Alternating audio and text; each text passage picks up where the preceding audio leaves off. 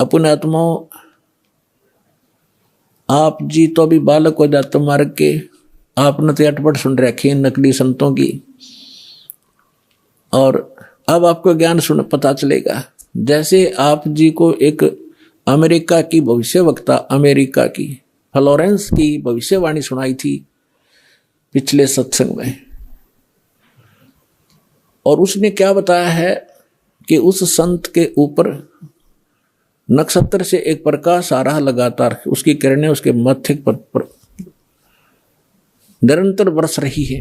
तो यह शक्ति सतलोक से सतपुरुष की, कबीर भगवान की दास के पास आ रही है, और उसी से दास आपको कनेक्शन दे रहा है, ये रियल पावर मिल रही है आपको।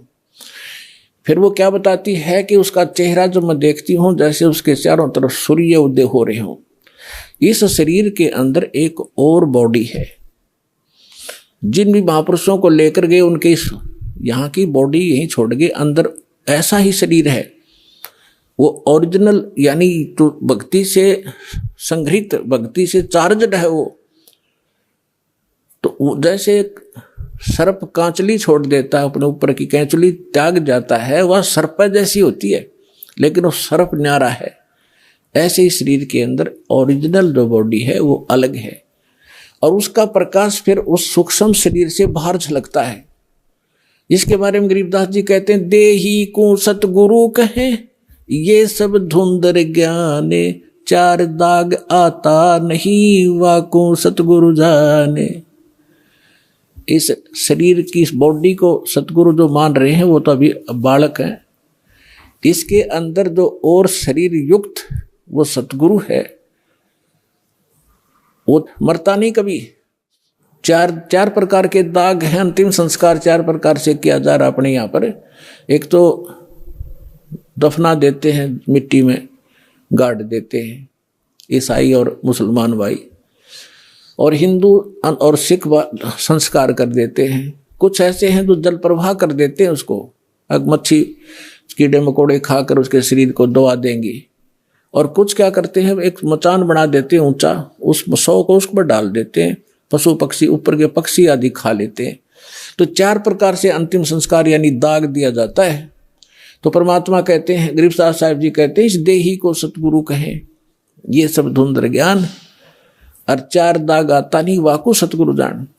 तो यहाँ क्या बता रहे हैं कि परमात्मा जब ऊपर लेकर गए गरीबदास जी को, तो परमेश्वर के शरीर से वहां जब उसने देखा ऐसी चमक थी, और धर्मराज अपने सिंहासन पर विराजमान था, न्यायाधीश। परमात्मा वहां प्रवेश किया, एकदम वो कुर्सी छोड़कर खड़ा हो गया, सिंहासन छोड़कर, और ऐसे जैसे एक उच्च अधिकारी के सामने बहुत निम्न सत्र का अधिकारी करबद्ध होकर के सावधान हो जाता है, और वो डांट लगाता है। उच्च अधिकारी छोटे अधिकारी को अपना आदेश देता है अपनी लैंग्वेज में, और वो सब स्वीकार्य करता है, जो एक शिष्टाचार होता है।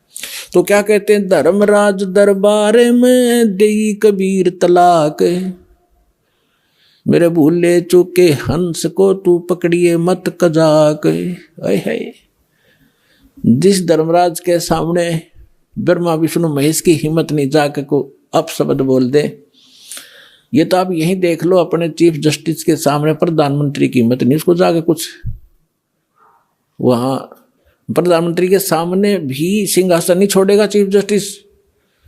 हाँ, राष्ट्रपति जब जाएगा उसने पद छोड़ना पड़ेगा राष्ट्रपति के लिए। हमारे राष्ट्रपति इतने सर्वमान्य होते। इसी प्रकार जब धर्मराज ने देखा कि राष्ट्रपति आगे यानी पूरी विश्व के मालिक एकदम कुर्सी छोड़कर खड़े हो गए, परमात्मा क्या कहने लगे, धर्मराज दरबार में देई कबीर तलाक, मेरे भूले चूके हंस को तू पकड़िए मत कजाक। कि मेरा हंस और गलती से नाम भी त्याग दिया हो, गलती से ना जान रहा हो, जानबूझ के बकवाद करे, उसका तो माफी है नहीं।